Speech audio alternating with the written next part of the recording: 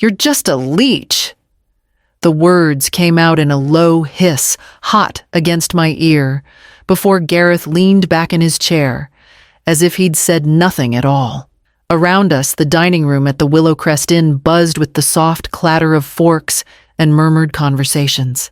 It was Mother's Day, yet the sting of his voice cut through the warmth of the occasion like a shard of glass. I kept my expression steady, forcing a polite smile toward the guests across the table. The pale roses in the centerpiece swayed slightly as someone shifted the tablecloth, their scent suddenly too sweet. My fingers curled under the edge of my napkin to keep them from trembling.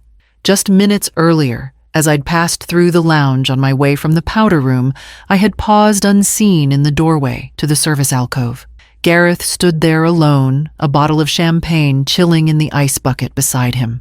He pulled a small paper packet from his inside pocket, tore it open, and tipped the contents into one of the flutes waiting on the tray. The fine powder vanished into the bubbles with no trace, and he gave the glass a quick stir with the handle of a spoon before setting it back. When the waiter brought the tray to our table, Gareth made sure that very flute was placed in front of my seat. Now at the table, he smiled that same practiced boyish smile that had once convinced me of his innocence and nudged the glass a fraction closer to me, the base making the smallest scrape against the linen. I didn't reach for it. My hands stayed in my lap, my smile unmoving.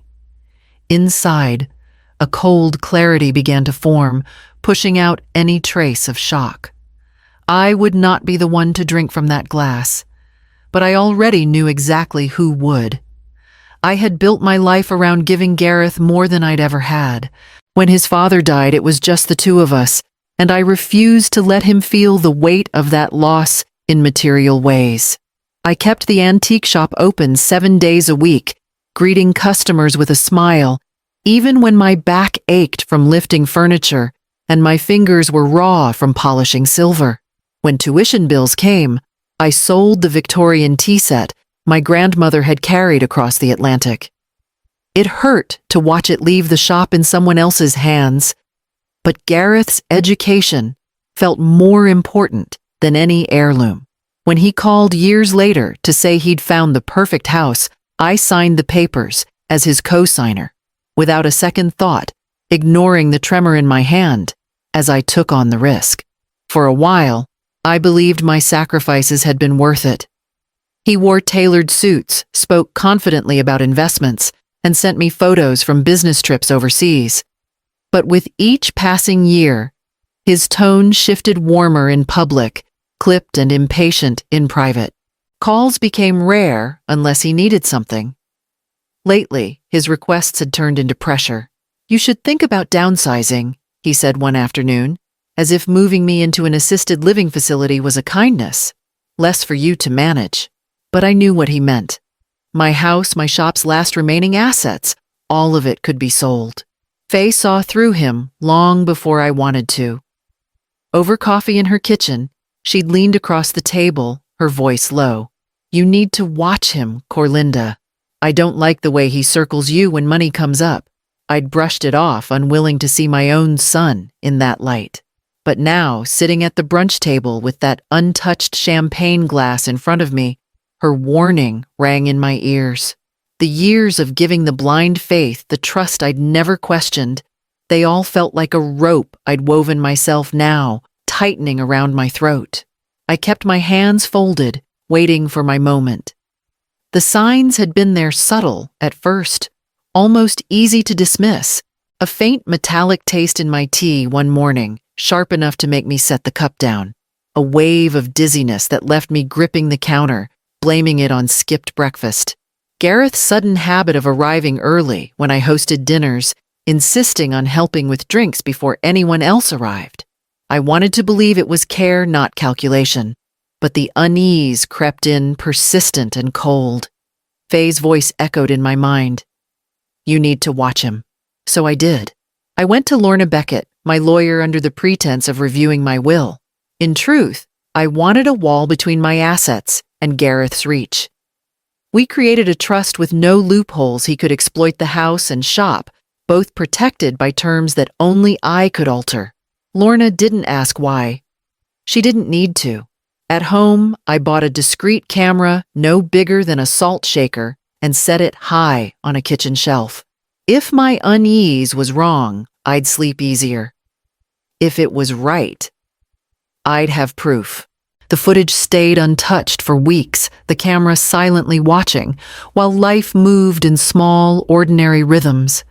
But the tension never left me. Every time Gareth's hand lingered over my cup, my skin prickled. Now, here in the Willowcrest dining room, with laughter and soft music all around, I wondered if this was the moment he'd been waiting for. Public enough that no one would suspect malice, yet crowded enough that I couldn't easily refuse. The risk should have been too great, but Gareth had always been confident in his charm, certain he could talk his way through anything. I kept my expression still, my hands folded neatly in my lap. The champagne flute sat between us, gleaming in the light, its contents as harmless-looking as any toast on a holiday. If he thought this would be the end of me, he'd underestimated how far I'd go to see the truth laid bare. I let the moment pass as if nothing had happened, keeping my eyes on the conversation across the table. Gareth was laughing at something a guest said, his fingers resting casually near the base of the champagne flute the server had just placed in front of me, the same glass I'd seen him tamper with in the service alcove earlier. I didn't touch it. Not yet. The pop of a new champagne bottle at the far end of the table drew a ripple of attention, heads turning toward the server. Guests began raising their glasses for the upcoming toast chatter, swelling with the clink of cutlery being set aside. I reached for my glass, slowly lifting it just enough to look natural. Then, as I turned to greet the guest seated to my left, I leaned back in my chair slightly, my free hand resting near Gareth's untouched glass beside his plate. His attention was still on the laughter around him. In one smooth movement, a gentle slide rather than a lift, I brought my glass closer to his spot and took his in exchange the bases, barely whispering against the linen.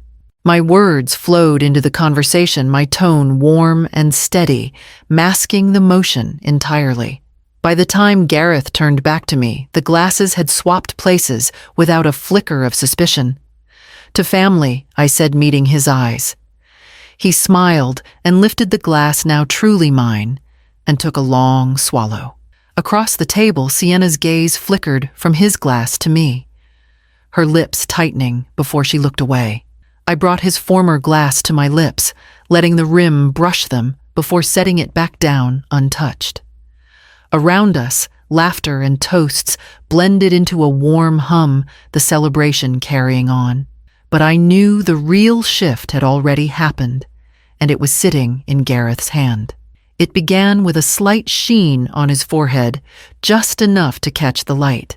Gareth's smile faltered between sips, his words starting to tangle as he responded to a question from the couple seated beside him. Someone laughed softly, assuming he'd had one glass too many. I kept my expression neutral, folding my napkin and placing it on the table as though excusing myself for a moment. He didn't notice when I slipped away from my chair, moving toward the side corridor near the restrooms. From there, I pulled out my phone and typed quickly, "Be ready," sending it to Faye. She would understand without explanation. Another message went to Lorna. Cue the file. The air in the hallway felt cooler, quieter, a welcome contrast to the hum of the dining room. My phone vibrated in my palm, the notification banner lighting the screen. I tapped it, and the hidden camera feed filled the display footage from 3 days ago in my kitchen. Gareth stood at my counter, back to the camera. He tore open a small paper packet, poured the powder into a glass of water, and stirred. His head turned slightly enough for the lens to catch his profile. As he lifted the glass, sniffed cautiously, then poured the contents down the sink, perhaps just a little rehearsal for this very moment. I watched it twice, the knot in my stomach tightening with each viewing. This was more than suspicion now. It was proof, clean, clear, and damning. Through the narrow doorway, I could see him at the table, wiping his forehead with the back of his hand, blinking more than usual. The guests around him laughed and clinked glasses, unaware of the current running just beneath their celebration. I slipped the phone back into my bag and took a slow breath. The evidence was ready. The question was whether to strike now or wait until every eye in the room was fixed on him. When I stepped back toward the table, the decision was already forming. I slipped back into my seat, keeping my tone light, but just loud enough for the nearby tables to hear. "You don't look well, Gareth," I said, tilting my head with a faint crease in my brow. His eyes flicked to mine, unfocused, a bead of sweat trailing down his temple. Minutes earlier, just before the toast, Gareth had leaned over to reach for the bread basket and accidentally bumped my champagne flute with his elbow. The glass tipped, spilling across the linen in a sudden fizz of bubbles. He apologized quickly, too quickly, and gestured to the nearest server. Within moments, the server returned from the service alcove with a replacement, the same one I had seen Gareth tamper with earlier. I had let it be placed in front of me, untouched, waiting for the right moment. Now, before he could reply, I raised my hand toward the staff member lingering near the corner. The young man in a navy vest approached, and I leaned in, my voice low but firm. A few minutes earlier, after spotting Gareth alone in the service alcove, I'd quietly asked one of the inn's security staff for a copy of the footage. From my purse, I pulled the small black USB they'd handed me. "Can you play this? Now," I said. His eyes darted to Gareth, then back to me, and he gave a curt nod before hurrying toward the AV console by the wall. The dining room screens, which had been showing looping images of spring flowers and the inn's logo, blinked to black. A ripple of chatter moved through the guests. Then the footage appeared high definition, the camera angle clearly from the Willow Crest Inn's service alcove. There was Gareth, standing beside the champagne bucket, glancing over his shoulder to make sure no one was watching.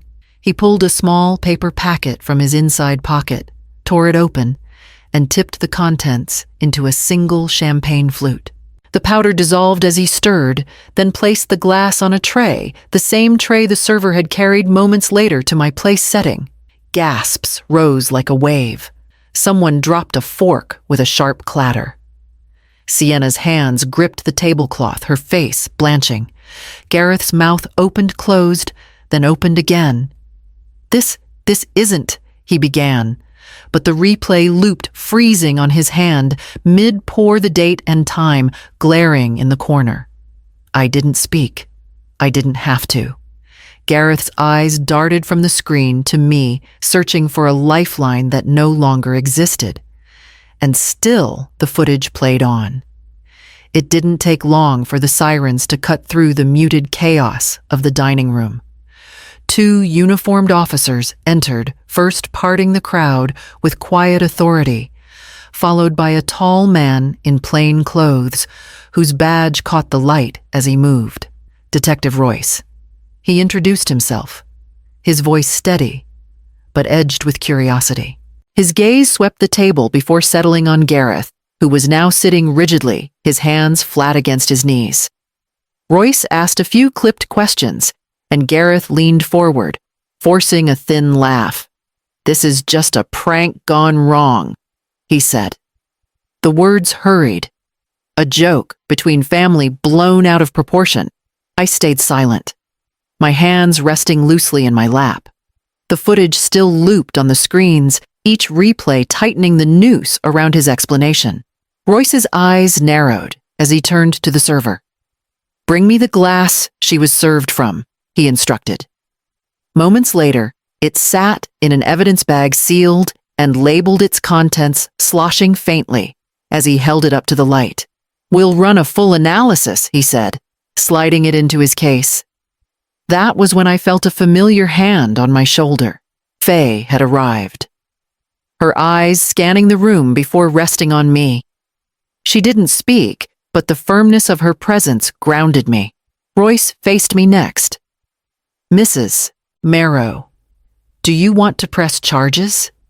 His tone was neutral, but there was weight behind the question. I could feel Gareth's stare boring into me, could almost hear the unspoken plea beneath his quickened breathing. The truth about his debts, the forged documents, and his plan to take my home pressed at the edges of my mind. I could lay it all bare now, but instead, I drew a slow breath, my gaze steady on the detective. Let's start with the poison, I said softly. The rest can wait. Royce nodded, jotting a note before signaling to his officers. Gareth's chair scraped against the floor as they moved in. The house was quiet when I returned, the kind of quiet that makes you aware of every sound you make. I set my bag on the hall table, walked to my study, and knelt in front of the safe. The combination dial turned beneath my fingers with a precision I'd practiced for years. Inside the familiar stacks of folders and envelopes waited. I pulled out the thickest one and laid it on the desk. The first pages were bank statements, Gareth's accounts, or what was left of them. Lines of red numbers told the story, withdrawals far exceeding deposits, balances slipping steadily into the negative. Behind them were crisp printouts of investment summaries, all ending in losses. Venture after venture collapsed before it began, leaving nothing but debt in its wake. My fingers paused on one sheet, in particular, a casino account ledger. The numbers were staggering, the transactions frequent. Gambling. Not a night out here or there, but a habit. Then came the last set of papers. The forged transfer documents. My name, scrawled in a clumsy imitation, sat beside his in the cellar field. The buyer's section was conveniently blank, though the notary stamp had been expertly faked. It was dated just weeks ago. I sat back in my chair, the memory of his downsizing suggestion echoing in my ears. Move into assisted living. Less for me to manage. The polite way to say he wanted the house, my home, sold out from under me. It was all there, every motive laid bare in black and white. The poisoning had been the sharpest blade. But this was the slow, deliberate carving away of my life, planned, long before that champagne glass ever touched the table. I closed the folder and slid it back into the safe, locking it with deliberate care. My hand lingered on the cool metal of the dial before I stood. The evening light spilled through the hallway as I moved toward the kitchen, the weight of what I now knew settling into something colder, harder, and far more certain. 2 days later, I sat across from Lorna in her sunlit office, the smell of fresh coffee mingling with the faint scent of leather from the chairs. The stack of papers between us was neat, precise, the culmination of weeks of quiet preparation. This will finalize the transfer to the charitable trust, Lorna said, sliding the top page toward me. Once it's done, the property is theirs outright. Irrevocable. My pen moved steadily across the line, the signature flowing with a certainty I hadn't felt in months. With that stroke, my house, the one Gareth had circled like a vulture, was beyond his reach forever. We moved on to the accounts. Lorna read each one aloud as I confirmed Gareth removed as beneficiary. New allocations to the trust and a scholarship fund in my name. My financial life was no longer tethered to him in any way. By the time I capped my pen, the air between us felt lighter. Lorna smiled faintly, gathering the documents. I'll make sure his lawyer receives the update by the end of the day. And she did. I knew the moment the message was delivered because my phone lit up with 3 missed calls from Gareth, followed by a text that read, "Only, we need to talk." I didn't respond. Instead, I handed the keys to my old home to the trust's representative, a quiet man in a gray suit who thanked me without fanfare. The house would serve families in need now, a far better fate than the one Gareth had planned. I spent my first night in a small cottage by the lake. The windows opened to the sound of water against the shore. The space was simple, but it was mine, untouched by his ambition. As I sat on the porch with a cup of tea, I imagined Gareth standing at the gates of the old house, finding them locked, realizing there was nothing left for him to take. And for the first time in years, the thought made me smile. The lake was glassy under the morning sun, each ripple catching the light like a shard of silver. I walked along the narrow strip of sand, the air clean and cool in my lungs. For the first time in years, my steps felt unhurried, my shoulders unburdened. Word had reached me through Lorna. Gareth was facing formal charges.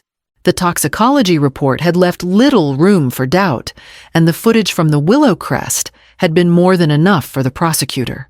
His reputation, once polished and admired, was now a ruin in the papers and online. Sienna had filed for divorce, her lawyer, citing irreconcilable differences, though everyone knew the real reason. I hadn't spoken to her, but I'd heard she moved in with her sister. Perhaps she too was finally seeing Gareth clearly. Faye arrived just after sunrise, her car pulling up the gravel drive with the quiet crunch of tires on stone. She stepped out carrying 2 steaming cups, her smile warm in the chill. We sat together on the small bench, facing the water, the steam curling between us. "Do you feel guilty?" she asked after a moment, her voice gentle but direct. I looked out over the lake, watching a heron lift from the reeds. "He called me a leech," I said slowly, "but in the end, I saved him from himself." The words felt steady, not bitter as they left my mouth. It was the truth. I had cut him off before he could destroy more than he already had. Faye studied me, then nodded, handing me my cup. "Then you've done enough." I sipped the coffee, its warmth settling in me like a final seal on the whole ordeal. The cottage stood behind us, sunlight touching its whitewashed walls, the windows open to let the breeze through. I rose from the bench, turning toward it, the boards of the porch creaking under my first step. The lake would be here tomorrow, and so would I. Peace, I realized, was its own kind of sharp edge, and I intended to keep it.